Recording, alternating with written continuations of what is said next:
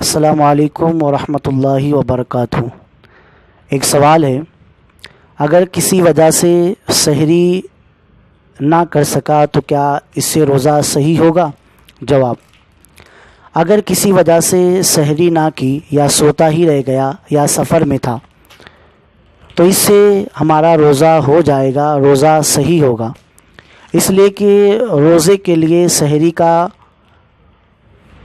ہونا یا نہ ہونا یہ کوئی واجب اور فرض اور شرط نہیں ہے، بلکہ سحری کرنا یہ سنت ہے اور روزہ رکھنا ہمارے لیے فرض ہے۔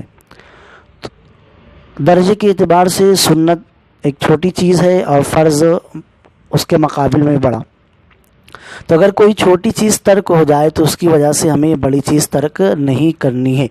اس لیے اگر کسی نے کسی وجہ سے سحری نہ کی تو وہ روزہ رکھے، اس کا روزہ بالکل صحیح ہوگا۔